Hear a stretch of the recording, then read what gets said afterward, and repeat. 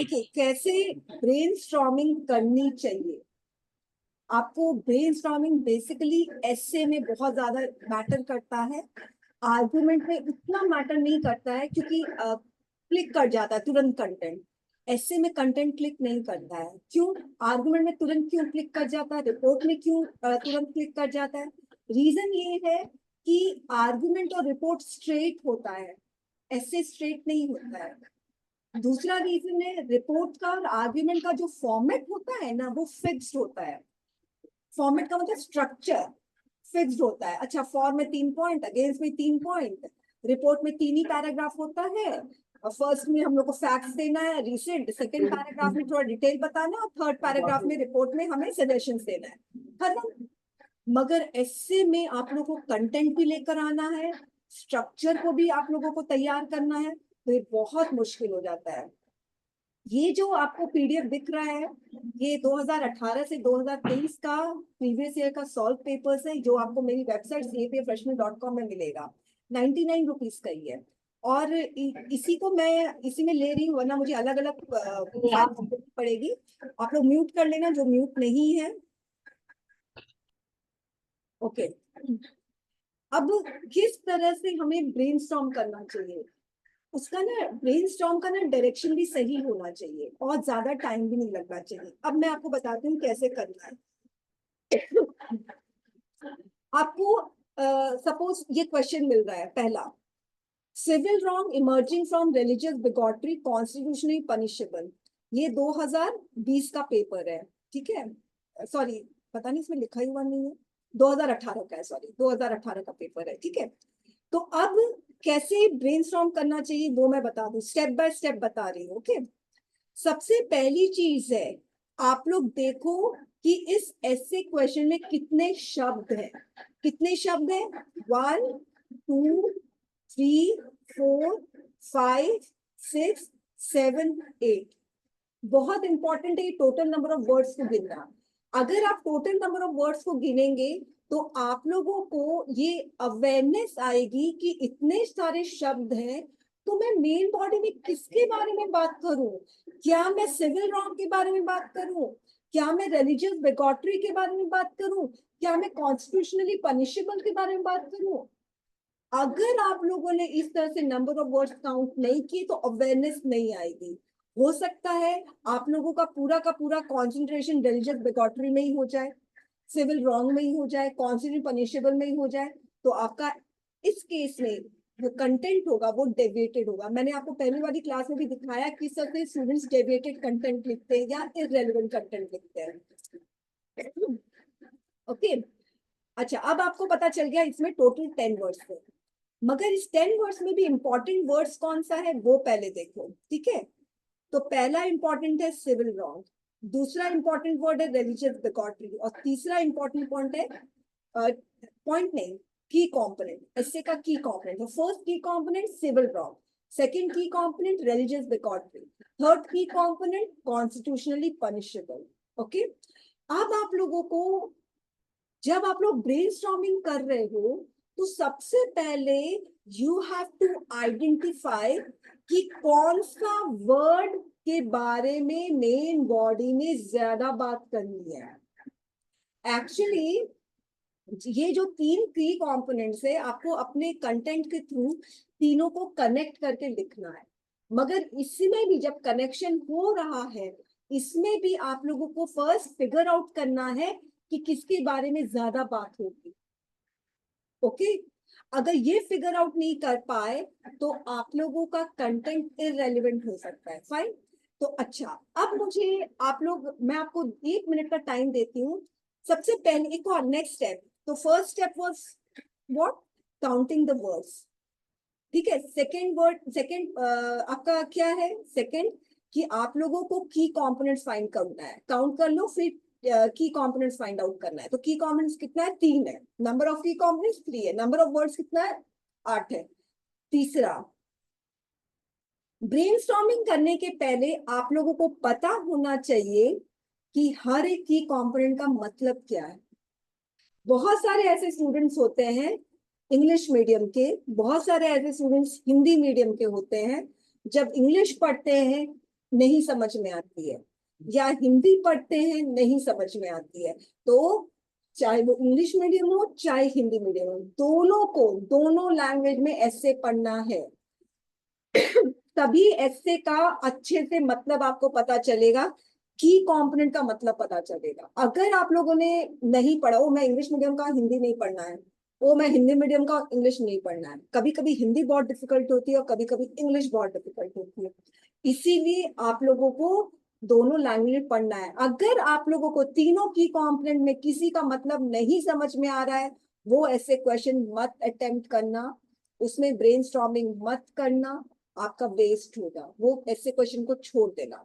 ये भी एक तरीका है ऐसे क्वेश्चन को चूज करने का। 6 ऐसे क्वेश्चन है, लिख रहे हैं, ऐसे लिखते जा रहे हैं, एक पेज खत्म हो गया, ओ मुझे ये नहीं अटेम्प्ट करना चाहिए था, इस तरह का काम मत करो। आप लोगों को अच्छे से जो चॉइसेस आपको मिलते हैं उसमें से क्या आपको चूज करना है, वो आप लोग ये 3 स्टेप में आप लोग को पता चल जाएगा। ठीक है, अगर 4th स्टेप करना है तब भी पता चल जाएगा। 4th स्टेप क्या है, इन तीनों की कंपोनेंट में किसके बारे में सबसे ज्यादा मैं मेन बॉडी में बात करूंगा, यानी मेन बॉडी में सबसे ज्यादा किसके बारे में बात होगी, कनेक्शन तो तीनों में ही होगा ऑब्वियसली, मगर किसके बारे में सबसे ज्यादा बात होगी, क्या सिविल रॉन्ग के बारे में, क्या रिलीजियस बिगॉटरी के बारे में, क्या कॉन्स्टिट्यूशनल पनिशेबल के बारे में। ओके, मैं आप लोगों को 3 minute, I mean sorry 1 minute का टाइम देती हूँ, आप लोग मुझे सोच के बताओ कि मेन बॉडी में आप किसके बारे में सबसे ज्यादा बात करेंगे।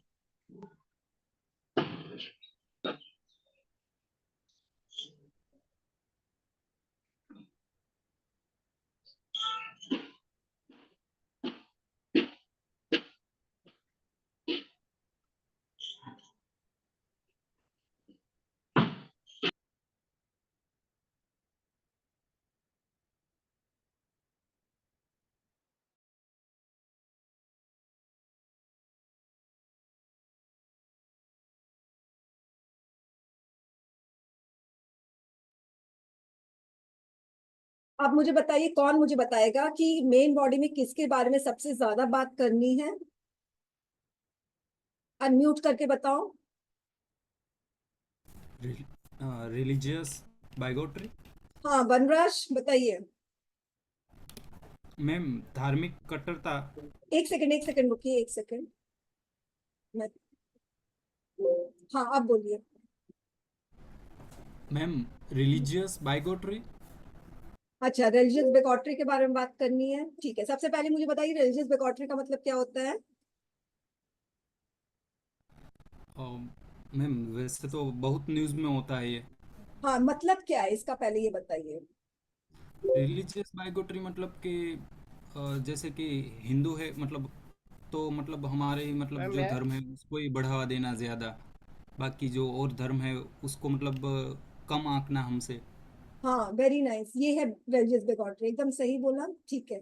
ओके। मैम मैं अच्छा, अब कोई और है जिसको लग रहा है कि रिलीजियस बिगॉटरी के बारे में नहीं, किसी और के बारे में बताना है, कॉन्स्टिट्यूशनल पनिशेबल के बारे में बताना है मेन बॉडी में, या सिविल रॉन्ग के बारे में बताना है। मैम तीनों को कनेक्ट कर सकते हैं। नहीं, कनेक्ट तो आपको करना पड़ेगा, मगर आप लोग को बात किसके बारे में सबसे ज्यादा करनी है।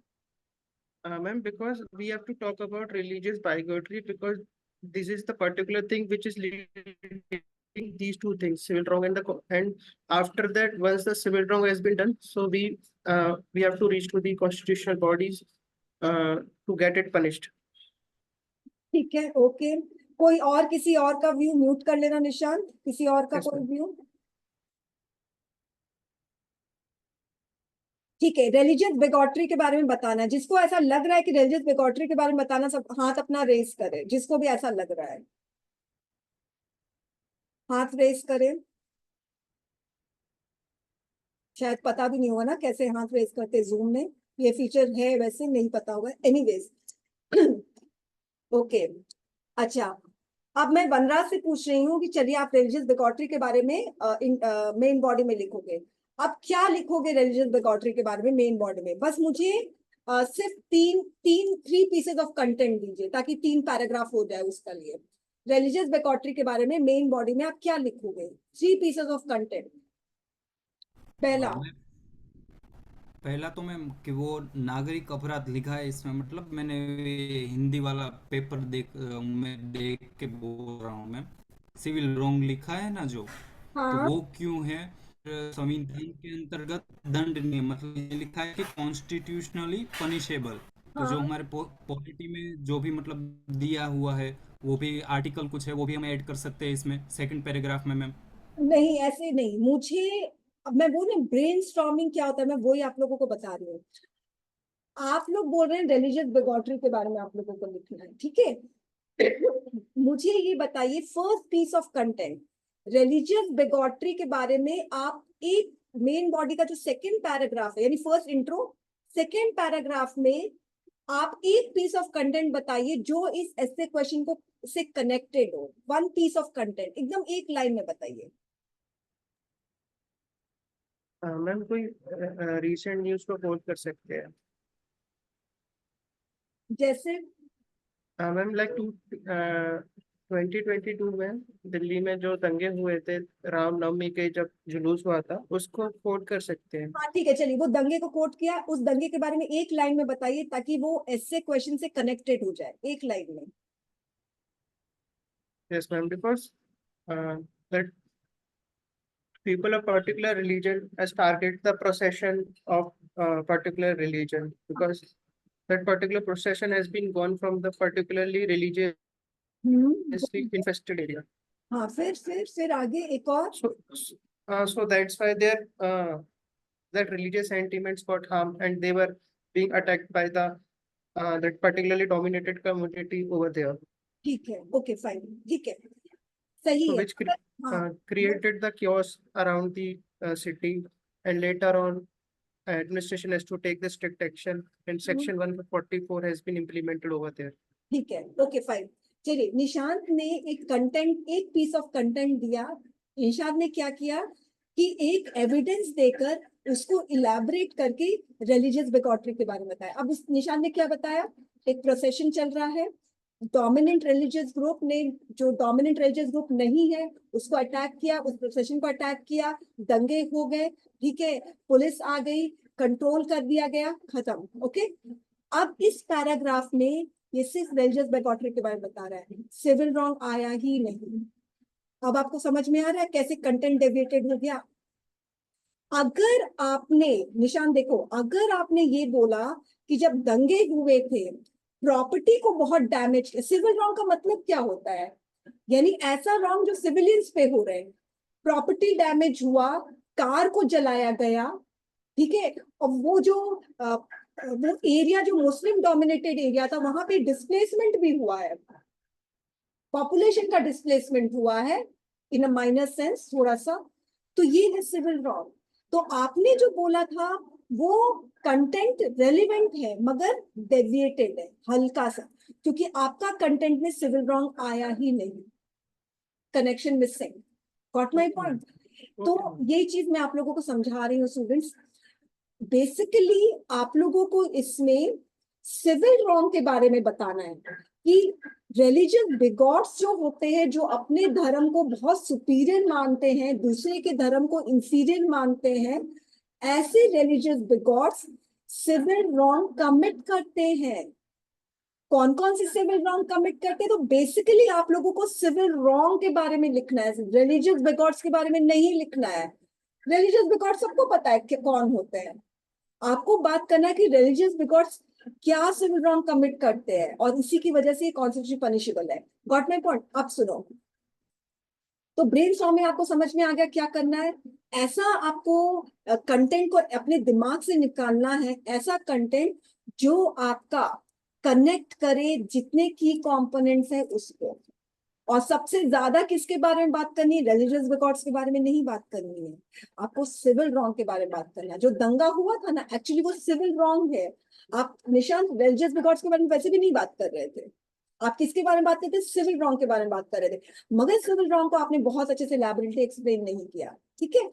तो अब आपको अब समझ में आ गया ना मेन बॉडी में। तो ऐसे आपको 3 पीसेस ऑफ एविडेंस देना है, उस 3 पीसेस ऑफ एविडेंस देकर आपको इस ट्रुथ को स्टैब्लिश करना है कि religious bigot civil wrong commit करते हैं और ये कॉन्स्टिट्यूशनली पनिशेबल है। ठीक है, तो अब इंट्रो में क्या बात करेंगे? तो इंट्रो में आप रिलीजियस रिकॉर्ड्स के बारे में बात कर सकते हो, क्योंकि मुझे पता है कि मुझे मेन बॉडी में सिविल रॉन्ग के बारे में बात करना है।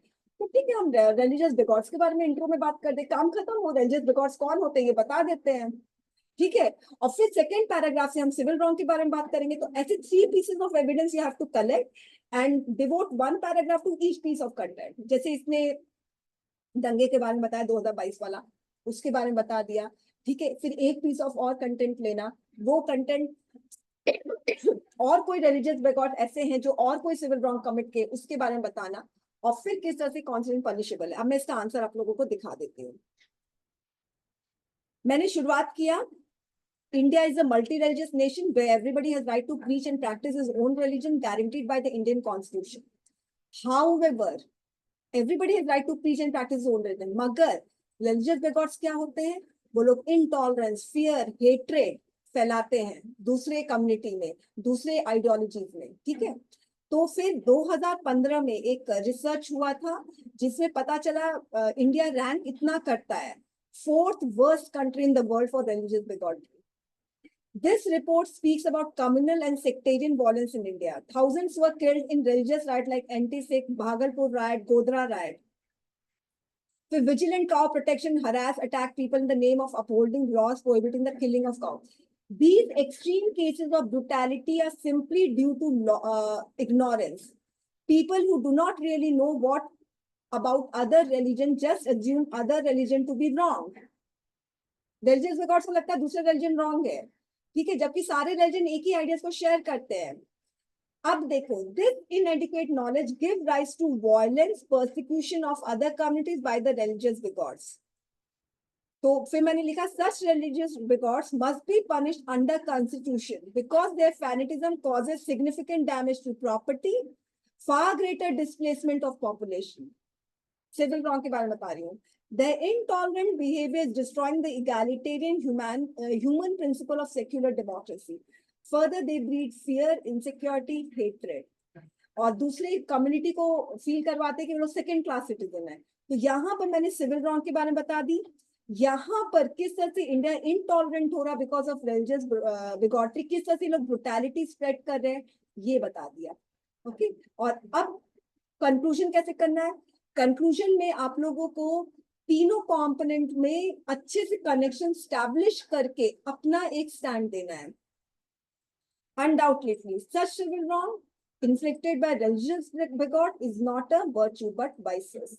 Also, religion teaches love thy neighbor and that it is wrong to harm others. So, any violence, murder, or brutality in the name of religion is actually against the religion, and such bigots deserve punishment under constitution. तो ये एक की component, दूसरा की component और तीसरा की component मैंने कंक्लूजन में दिया है। अगर आप ऐसे का क्वेश्चन का सारा की कॉम्पोनेंट कंक्लूजन में नहीं लेकर आते तो वो कंक्लूजन डेविएटेड लगता है। Understood my point? This is how you have to understand the essay question, और इसी तरीके से आप लोगों को ब्रेनस्टॉर्मिंग करना है, ओके। अब मैं अब इससे क्या क्वेश्चन है मैं देख लेती हूँ।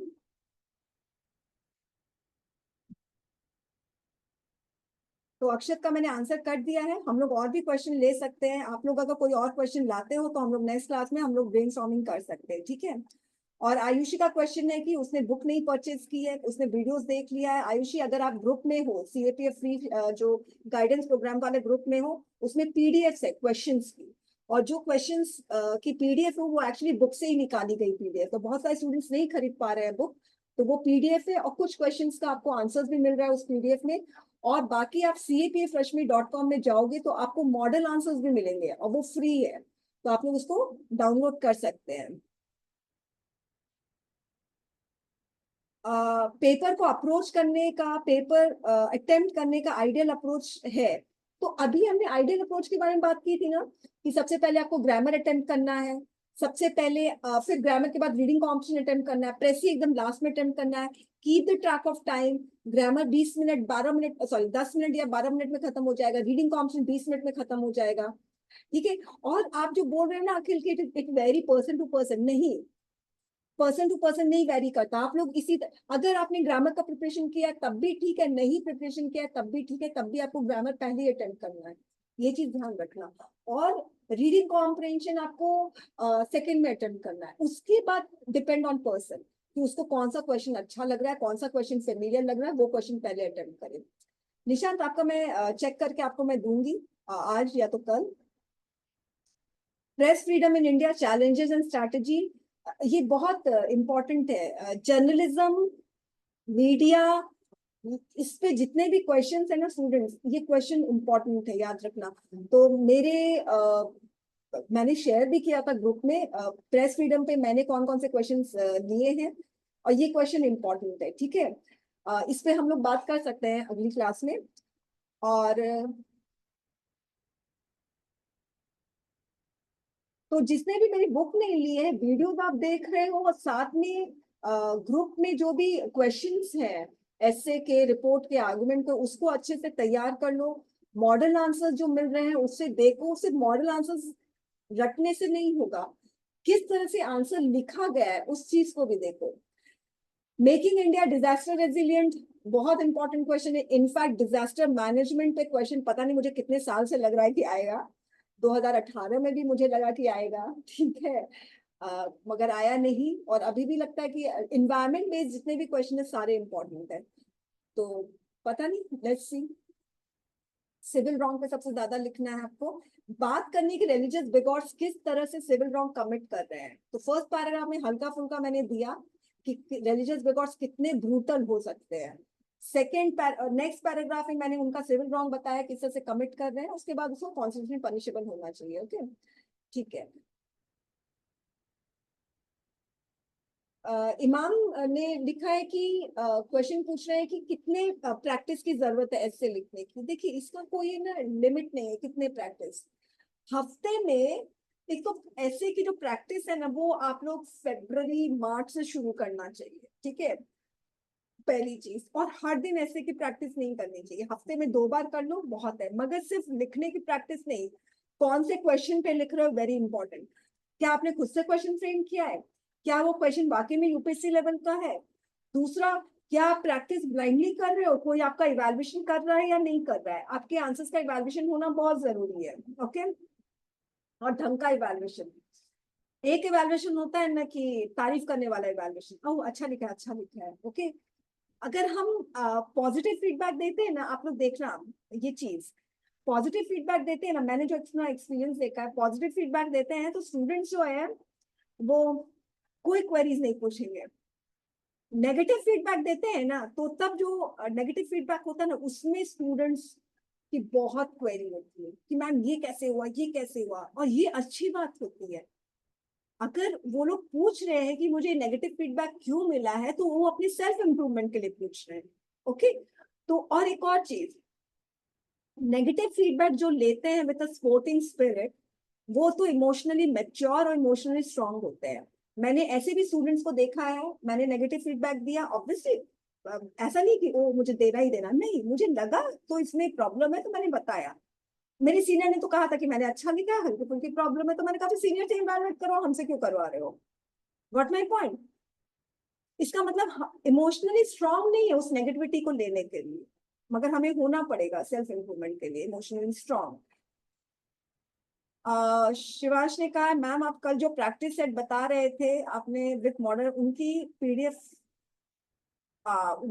ये पेड है प्रैक्टिस सेट्स। देखो ये प्रीवियस ईयर वाला तो पेड है, जो प्रैक्टिस सेट ग्रामर का बोल रहे वो भी पेड है, जो अनपेड है वो सारी मैंने ग्रुप में शेयर कर दिया है। अच्छा, रिपोर्ट के बारे में बताना है, तो चलिए रिपोर्ट के बारे में हम नेक्स्ट, अभी हमारे पास टाइम है तो हम रिपोर्ट का भी ले सकते हैं। इस वीडियो को मैं स्टॉप कर